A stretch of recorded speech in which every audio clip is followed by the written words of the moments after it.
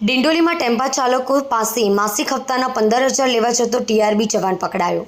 હપ્તો માંગનારો જવાન રાહુલ રાજપૂત ભાગી ગયો। ટેમ્પો ચાલકે અમદાવાદ એસીબીમાં ફરિયાદ કરી હતી। રિજિયન 3નો વહીવટદાર હોવાનું કહી ટેમ્પા ચાલકો પાસે મહિને 500નો હપ્તો નક્કી કરાયો હતો। ડેલી 300 રૂપિયાનો પગારદાર ટીઆરબીનો જવાન માસિક હપ્તાની રકમ 15,000 લેવા આવતા એસીબીના છટકામાં ફેરવાયો છે। જ્યારે હપ્તો માંગનારો ટીઆરબી જવાન પિયુષ ઉર્ફે રાહુલ રાજપૂત ભાગી ગયો છે। ટીઆરબીના જવાન રાહુલે ટ્રાફિક પોલીસના રિજિયન 3ના વહીવટદાર હોવાની વાત કરી ટેમ્પા ચાલકો પાસેથી મહિને 500 રૂપિયાનો હપ્તો નક્કી કર્યો હતો।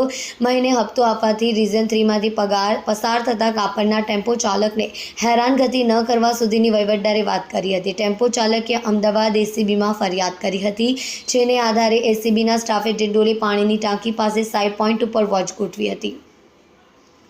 વહીવટદાર ટીઆરબીનો જવાન પિયુષ ઉર્ફે રાહુલ રાજપૂત વતી અન્ય ટીઆરબી જવાન ધર્મેશ સારા ભરવાડ 15,000ની લાંચની રકમ લેવા આવતા એસીબીના છટકામાં પકડાયો હતો।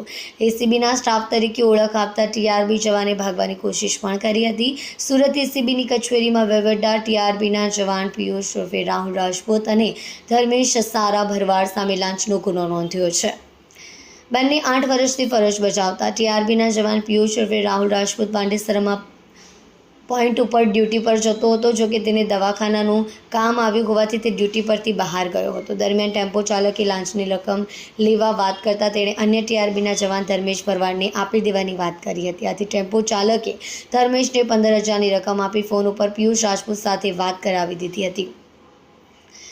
મોટા ટેમ્પોના 1,000, નાના ટેમ્પોના 700 લીધા હતા। ટ્રાફિક પોલીસના રિજિયન 3ના વહીવટદાર હોવાની વાત કરી ટીઆરબીના જવાન પિયુષ ઉર્ફે રાહુલ રાજપૂતે કાપડનો ટેમ્પો ચાલક અને તેના ગ્રુપના 30 વાહનોને રિજિયન 3માંથી પસાર થાય ત્યારે ખોટી રીતે હેરાન ન કરવા માટે મહિને હપ્તો આપવાની વાત કરી હતી, જેમાં મોટા ટેમ્પોના 1,000 અને 3 વ્હીલર ટેમ્પોના 700 રૂપિયા નક્કી કર્યા હતા। મહિને હપ્તો ઓછો કરવા માટે ટેમ્પો ચાલકો સાથે ટીઆરબીના જવાન પિયુષ ઉર્ફે રાહુલની રકઝક થઈ હતી, જેમાં છેવટે વાહન દીઠ 500 રૂપિયા નક્કી કર્યા હતા।